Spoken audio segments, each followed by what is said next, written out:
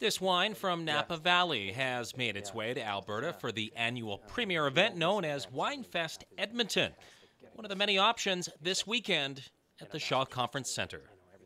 This is the fourth year that Winefest has been in Edmonton. It's actually quite an old festival in Calgary that we brought to Edmonton 4 years ago, and it's just been so popular, selling out Friday and Saturday night last year. Edmontonians are so into festivals and they're so into wine.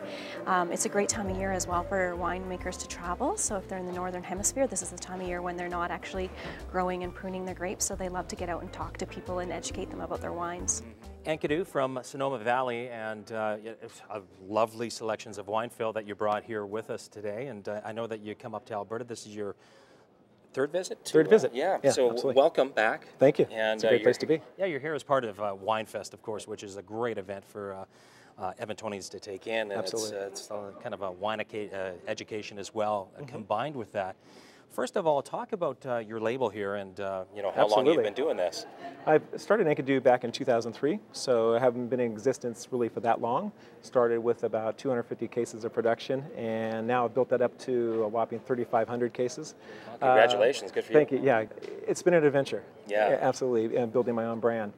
For people that are looking for that vast winecation, is what I like to call it, when they come to festivals throughout like this, what do you really get? What questions are you really getting when they ask you about your wines? I noticed that you have, certain grapes that are unfamiliar. Obviously, that's probably the first question. Right. Yeah. Exactly. I mean, there's a lot of people are first off, they're intrigued by the fact that there are different varietals that they haven't seen before. They're intrigued because they haven't seen it on a store shelf before. So it's fairly new. So those are a lot of the questions I'm getting. But then we talk about a little bit more with the processes that I use that are not so commercial. And I'm doing some risky winemaking and doing some practices really to try and get a wine that is so much more expressive, so much more, not just flavor and balance, but also just has that much more complexity. It's something that has just an expression that you're never going to really find in a lot of the commercial wines that are commercial, meaning really, really high production wines. The more practical test, of course, would be to pour a glass and then absolutely literally look at exactly what wine it is, and you do the old smell and the old shake. So I'll have you pick a wine and give us an example of if you're to do a proper wine tasting. The proper wine tasting. Exactly. Yeah, and which is as individual as the individual himself. There you go. So what I'm pouring here is my Sonoma Coast Pinot Noir. And so this Sonoma Coast Pinot is extremely complex. And so what I'm looking for in my wines is something that's not just monodimensional. I'm looking for different kinds of components. And with Pinot Noir, you're going to be looking at maybe some black cherry. You're going to be looking at some brown spices.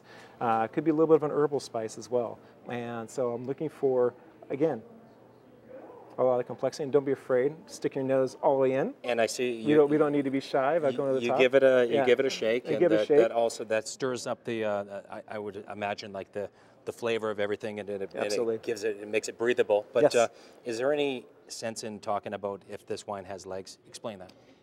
Legs a lot of times is, people talk about legs, and it's something I've downplayed over the years, because it basically is going to be if you have a lot of some viscosity, which is nice, but also a lot of alcohol.